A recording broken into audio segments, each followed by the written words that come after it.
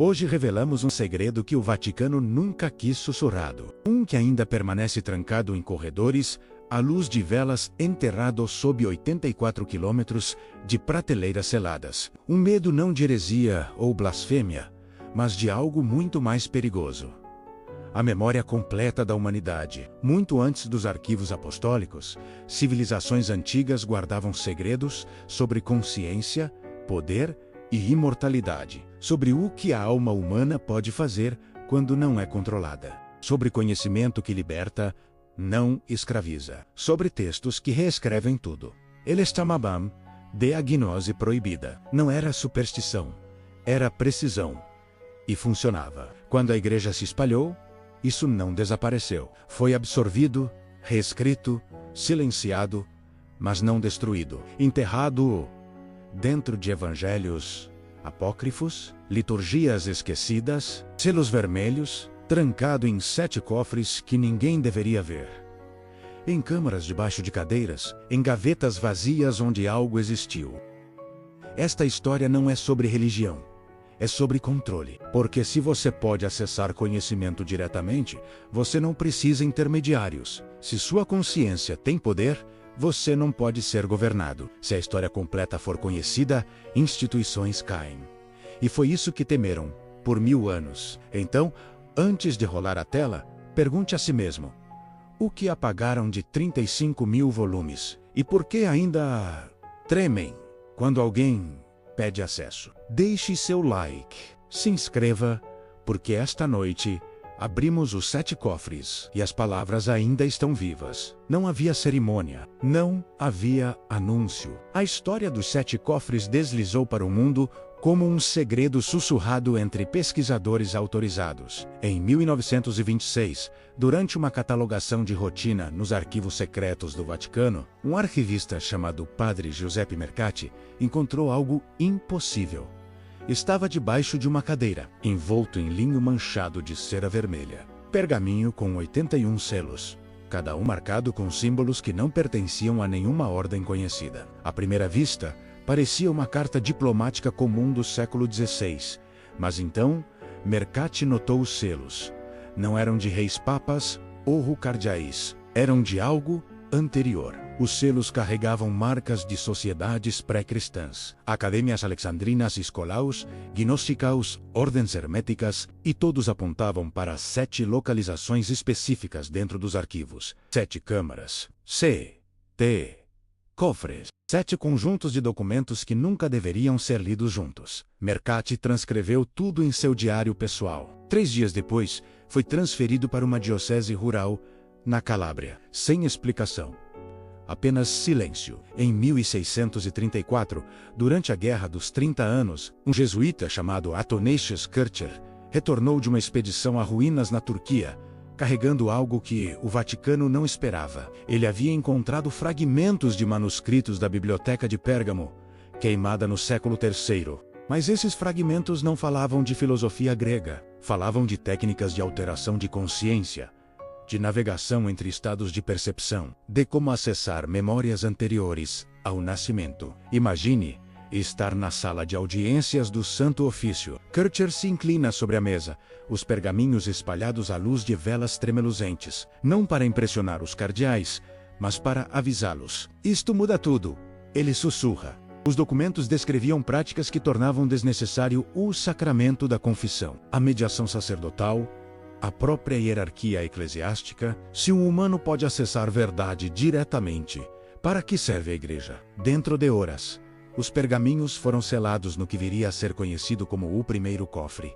Kircher foi instruído a continuar seu trabalho de criptografia e linguística, mas nunca mencionar Pérgamo novamente. Ele obedeceu. Mas em suas margens de outros manuscritos, deixou símbolos, pequenas marcas que diziam: aqui havia mais. Procure o cofre. E se Kircher não estivesse traduzindo apenas linguagens antigas? E se estivesse deixando um mapa, um código para aqueles que viriam depois? Em 1824, o explorador francês François Champollion estava prestes a publicar sua decifração completa dos hieróglifos egípcios. Mas havia, entre os papiros que ele obteve de comerciantes no Cairo, Havia um conjunto de textos que não deveriam existir. Eram traduções gregas de rituais egípcios pré-dinásticos, anteriores aos faraós, rituais que descreviam como despertar o Deus interno sem templo, sem sacerdote, sem oferenda. Champollion, católico devoto, enviou cópias ao Vaticano pedindo orientação. O cardeal secretário de Estado respondeu pessoalmente em 3 dias, tempo recorde para a correspondência da época.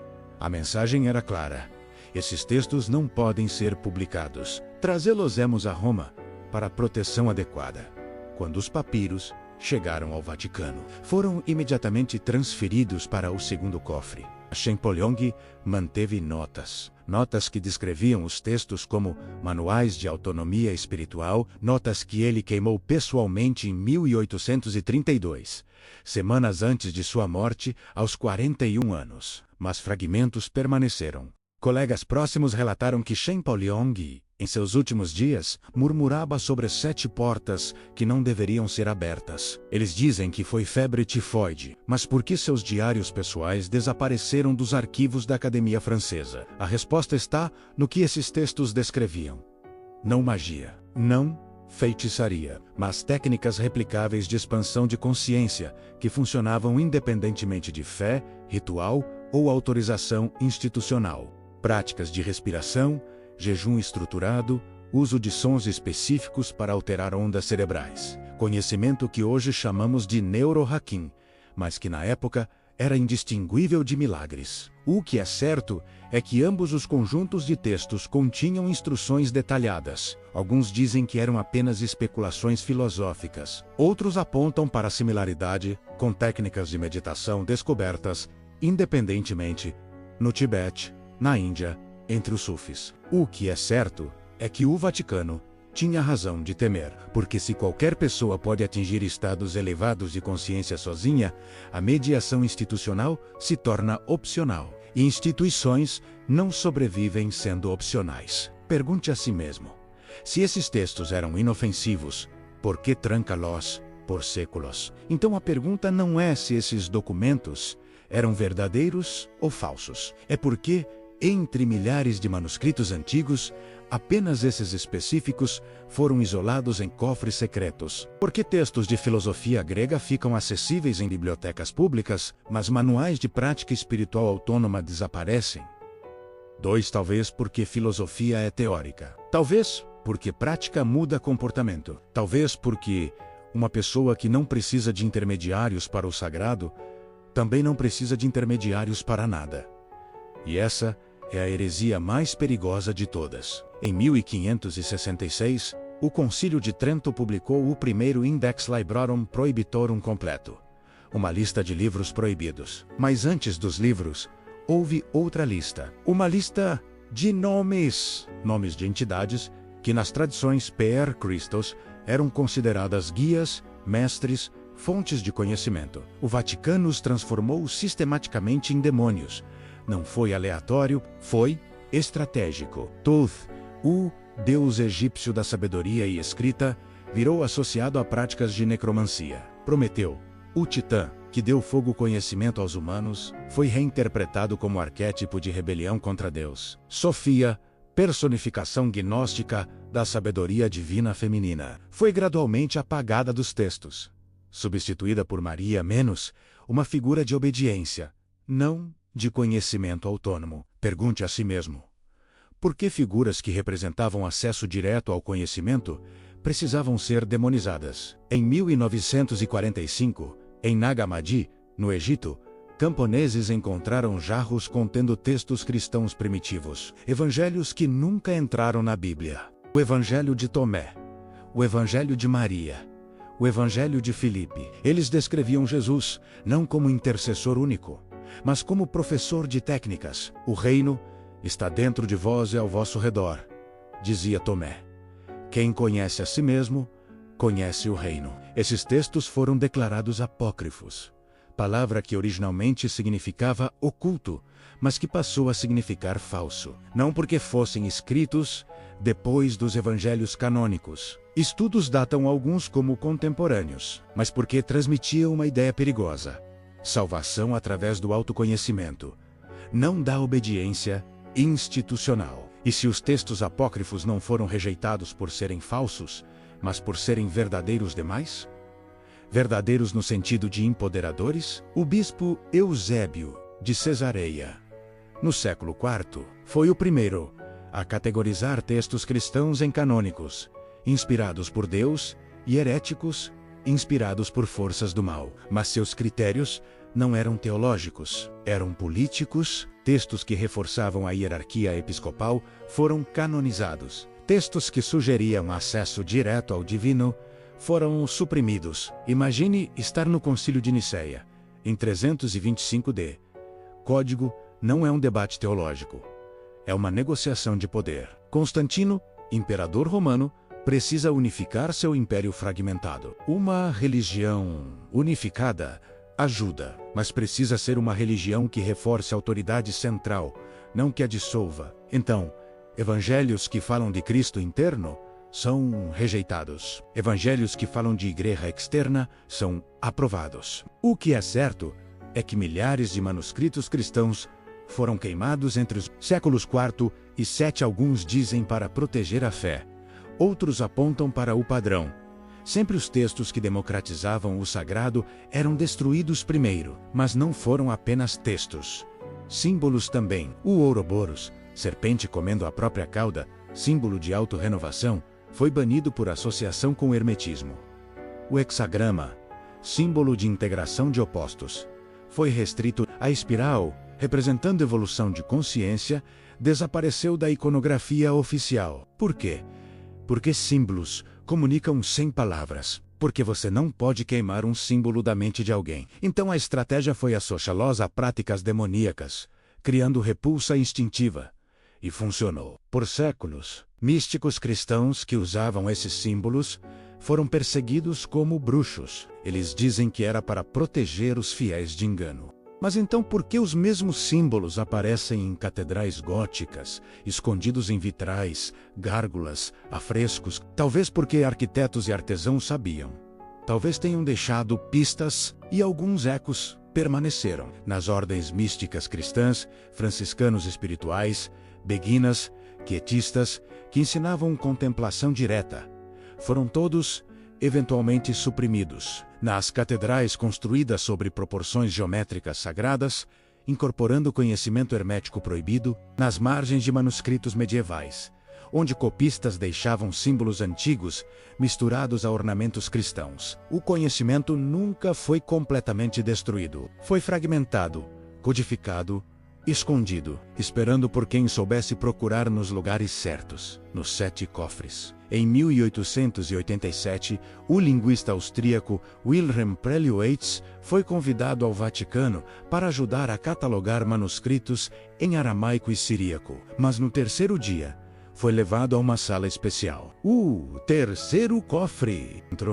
encontrou documentos em uma linguagem que não deveria existir, híbrido de copta, grego antigo, e símbolos que ele reconheceu de textos alquímicos proibidos. Eram manuais, instruções práticas, como construir estados alterados replicáveis, como usar Rehum, de 7 dias combinado com respiração rítmica, para induzir visões específicas, como utilizar ressonância vocal para afetar o sistema nervoso. Não era religião, era neurologia primitiva. E funcionava.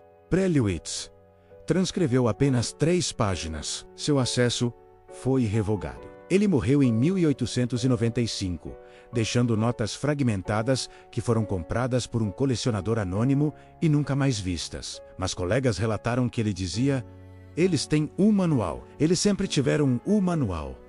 Manual da própria consciência humana. Mas de onde vieram esses textos? A resposta está no que não foi destruído quando a Biblioteca de Alexandria queimou. Porque não queimou de uma vez. Foram múltiplos incêndios entre 48 a.C.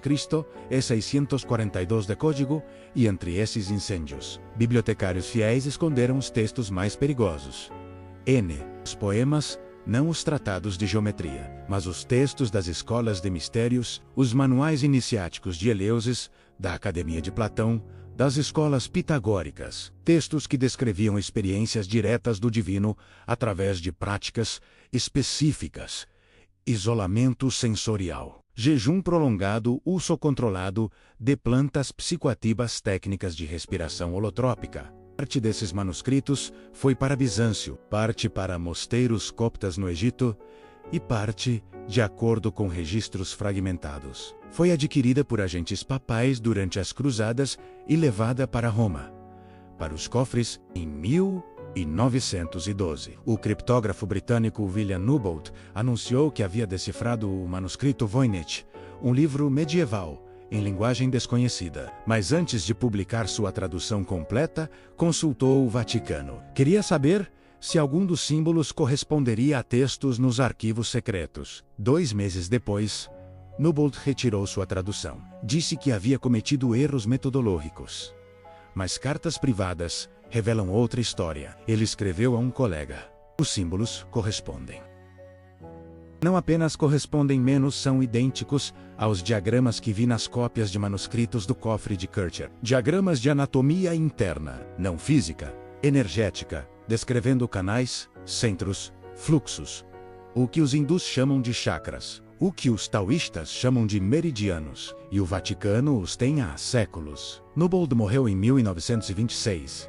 Seu trabalho sobre Voynich foi descreditado postumamente, mas nunca explicaram por quê, consultou o Vaticano. O que viu lá? O que é certo é que vários pesquisadores, em momentos diferentes, relataram ver textos nos arquivos secretos que descreviam práticas similares a sistemas orientais de desenvolvimento espiritual, mas escritos em latim, grego, copta, datados de séculos antes de Marco Polo.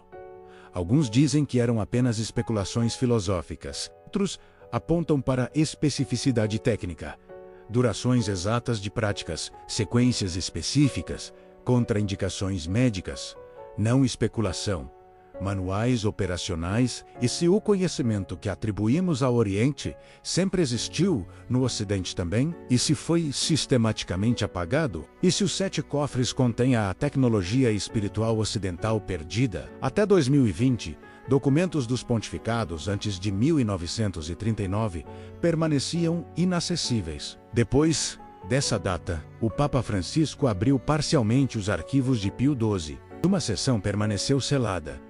Documentos classificados como o fundo secreto, não o arquivo secreto regular.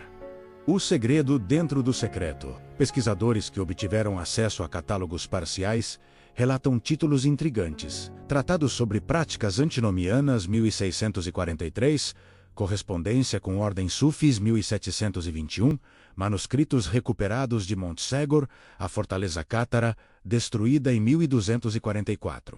Todos marcados como acesso restrito indefinidamente. Por que correspondência com Sufis seria mais secreta que documentos sobre o Holocausto? Talvez porque Sufis ensinam Dhikr, técnicas de repetição que induzem estados alterados. Talvez porque isso prova que o Vaticano sempre soube.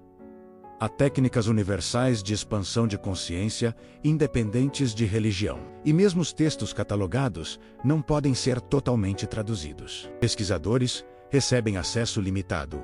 Podem ver, mas não fotografar. Podem tomar notas, mas não publicar traduções completas. E certos documentos só podem ser vistos com autorização da congregação para a doutrina da fé, sucessora da Inquisição. Eles dizem que é para proteger a integridade dos manuscritos antigos. Mas então por que outros arquivos históricos permitem digitalização? Por que a britânica, a Bibliothèque Nationale, até arquivos soviéticos desclassificados são mais acessíveis? Talvez porque esses outros arquivos não contêm instruções, não contêm práticas, não contêm um mapa que torna o território navegável sem guia. Em 1947, quando os manuscritos do Mar Morto foram descobertos em Qumran, o mundo soube dos textos bíblicos. Mas houve outro achado: cilindro de cobre, trancado, gravado, com um texto que não era hebraico bíblico. Era uma lista coordenadas, localizações de 64 esconderijos de conhecimento proibido. O cilindro foi aberto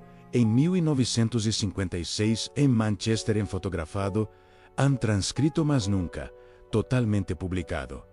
Cópias foram enviadas ao Vaticano. E então, algo estranho aconteceu. Expedições arqueológicas a 3 dos locais listados foram abruptamente canceladas, sem explicação oficial. Um pesquisador, o arqueólogo belga Jean-Baptiste Humbert, obteve acesso ao relatório de uma das expedições canceladas. Eles haviam encontrado um dos esconderijos. Dentro, jarros contendo não apenas manuscritos, mas objetos. Pequenas pedras gravadas com diagramas geométricos, instrumentos de bronze de função desconhecida e uma placa descrevendo-os como ferramentas de teurgia, trabalho divino, manipulação de estados de consciência. Os objetos foram enviados para Roma, para o quarto cofre. Humbert perdeu sua credencial de pesquisa. Os jarros permanecem não catalogados oficialmente. Em 1924, a arqueóloga Anna Mitchell-Hedges encontrou em Lubantum,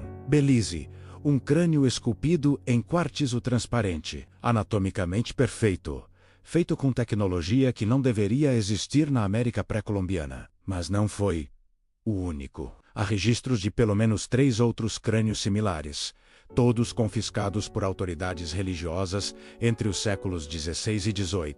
Um deles está no Museu Britânico, outro no Museu do Kremlin, mas documentos da Inquisição Espanhola mencionam um terceiro crânio de material translúcido que captura a luz. Encontrado em um templo asteca em 1521, foi enviado ao Vaticano por Hernán Cortés pessoalmente, com uma carta descrevendo-o como objeto de práticas heréticas. Esse crânio nunca foi exibido, mas aparece em um inventário de 1893 do quinto cofre descrito como Quartetzetao formado. Origem incerta, propriedades ópticas anômalas, uso ritual confirmado.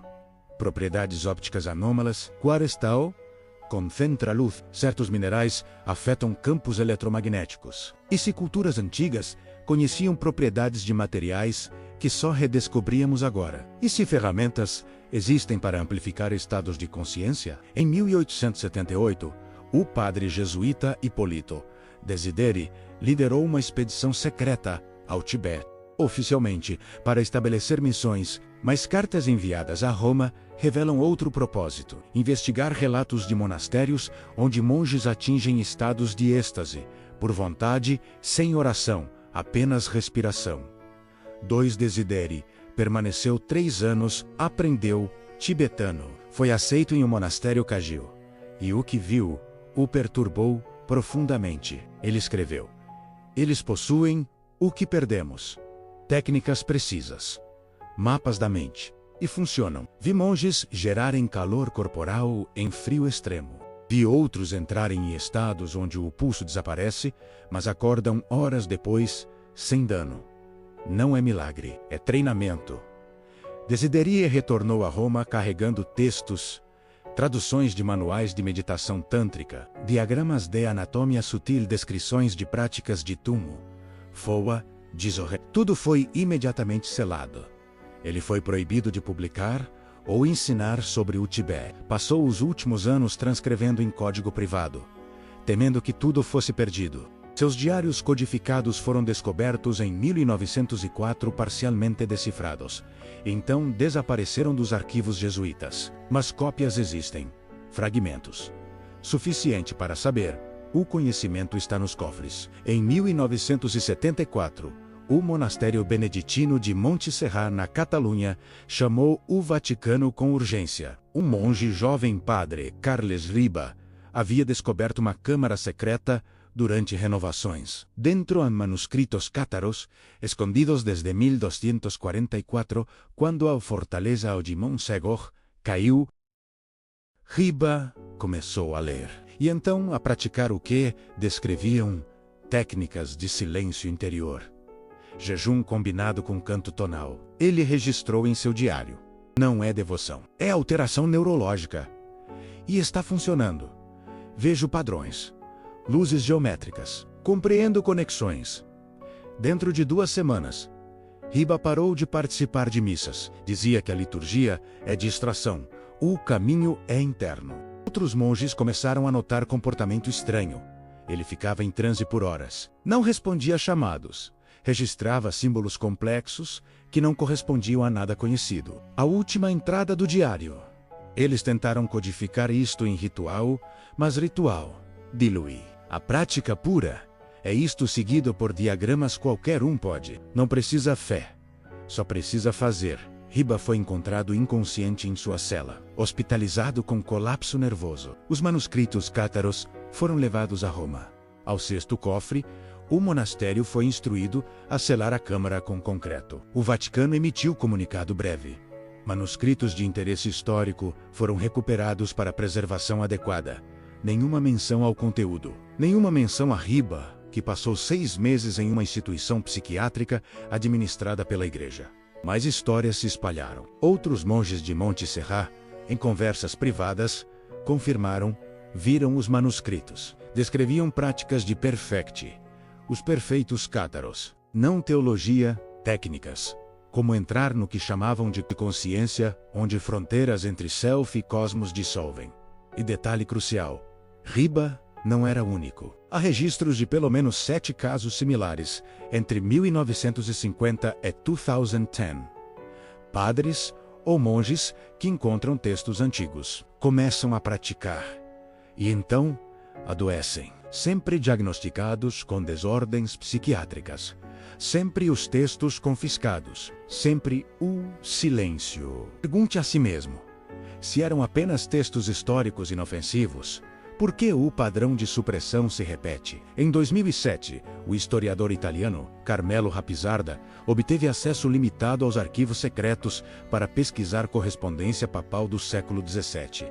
Mas ele tinha outro objetivo. Durante anos, havia coletado referências fragmentadas aos 7 cofres em correspondências vendidas em leilões, memórias de arquivistas aposentados, catálogos antigos. Rapizarda sabia os títulos. Sabia aproximadamente onde estariam. E em 3 meses de pesquisa autorizada, conseguiu confirmar: os 7 cofres existem. Não são metafóricos. São seções físicas, separadas do arquivo principal, com acesso controlado por protocolos diferentes. Ele pediu acesso.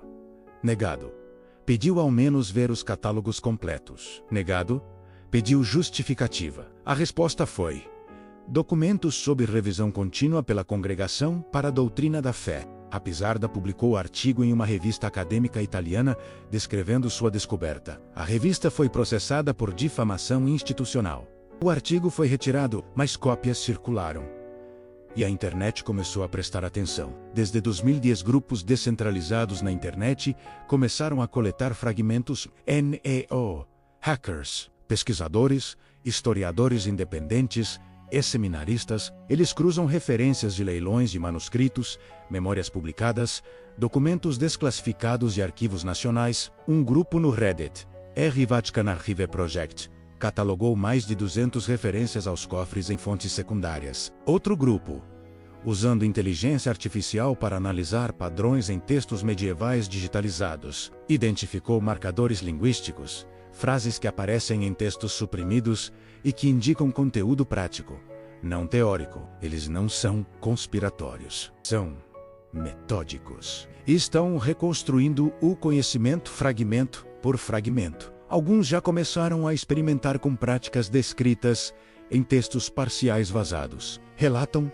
resultados, descrevem efeitos, sem dogma, apenas empirismo. Em 2019, um TikToker espanhol com formação em História da Igreja começou uma série sobre conhecimento suprimido do cristianismo primitivo, viralizou milhões de visualizações. Ele usava apenas fontes acadêmicas, evangelhos gnósticos publicados, estudos sobre Nag Hammadi, pesquisas sobre práticas contemplativas medievais. O que começou como curiosidade virou movimento. Canais no YouTube dedicados a reconstruir práticas antigas. Grupos no Discord compartilhando traduções de textos apócrifos. Aplicativos de meditação incorporando técnicas de padres do deserto místico sufis, monges esequiastas e o Vaticano observa. Em 2021, a Congregação para a Doutrina da Fé emitiu um aviso sobre práticas sincréticas que diluem a fé autêntica. Não especificaram quais práticas, mas o timing foi claro. O 7º cofre permanece o maior mistério. Referências a ele são as mais raras. Apenas 2 documentos conhecidos o mencionam diretamente. Um é uma carta de 1891, do arquivista papal Augustin Teiner, que escreveu: o sétimo não contém textos. Contém instruções para acessar os outros 6 de forma segura. É o metamanual. A chave. Outro é um memorando interno de 1962. Durante o Concílio Vaticano II, quando progressistas propuseram abrir parcialmente os arquivos, um cardeal conservador escreveu: podemos abrir 90%, mas o sétimo cofre deve permanecer selado enquanto a Igreja existir, porque contém não apenas conhecimento, mas método, e método pode ser replicado. E agora, grupos online estão tentando fazer exatamente isso. Replicar o método a partir de fragmentos, reconstruir a tecnologia espiritual ocidental perdida, sem permissão, sem mediação, apenas curiosidade e vontade de experimentar. Talvez o Vaticano sempre soube que era inevitável. Talvez por isso trancaram, sabendo que trancar algo por 1000 anos não o destrói menos, apenas o torna mais desejado quando finalmente vaza. Mas uma coisa é certa: sempre começa igual. Um pesquisador obtém acesso, vê algo que não deveria pedido negado. Documentos desaparecem. Silêncio institucional. O Vaticano não reconhece oficialmente que os 7 cofres existem, mas em inventários antigos, cartas de arquivistas, memorandos internos vazados, o padrão é claro: há conhecimento separado, isolado, protegido de forma diferente de todo o resto. Em 1987, um estudante de doutorado austríaco desapareceu durante pesquisa nos arquivos, encontrado 3 dias depois, desorientado, murmurando sobre diagramas de luz. Em 2003, um padre jesuíta foi afastado após pedir acesso a manuscritos de Kircher. Em 2016, um grupo de historiadores italianos teve credenciais revogadas sem explicação após publicar artigos sobre textos de prática mística no Vaticano. Por que continuar a supressão? Porque acreditam que conhecimento sem mediação é perigoso. Porque temem que práticas autônomas dissolvam a necessidade de hierarquia. Porque instituições sobrevivem sendo necessárias, e conhecimento livre as torna opcionais. Mas algo mudou. Começou online. TikToks sobre gnosticismo. Threads no Twitter reconstruindo práticas ezequiastas. Servidores no Discord traduzindo textos coptas. A geração Z descobrindo que espiritualidade pode ser técnica, não apenas crença. Agora milhares estão praticando respiração holotrópica, jejum estruturado, meditação tonal, sem padre, sem templo, sem permissão. Apenas curiosidade e método. E relatam: funciona. Estados alterados são replicáveis. Consciência é navegável. Talvez os 7 cofres nunca sejam abertos oficialmente. Talvez permaneçam selados por mais séculos. Mas o conhecimento já vazou, fragmento por fragmento, prática por prática. E quando suficientes pessoas sabem, não importa mais se está trancado. O conhecimento nunca foi feito para ser contido. Apenas precisa de alguém disposto a procurar nas margens, nos fragmentos, nos ecos. E agora, uma geração inteira está acordando para uma verdade antiga. Você não precisa de intermediários para o sagrado. Nunca precisou. Apenas precisava de instruções. E as instruções sempre estiveram aqui, esperando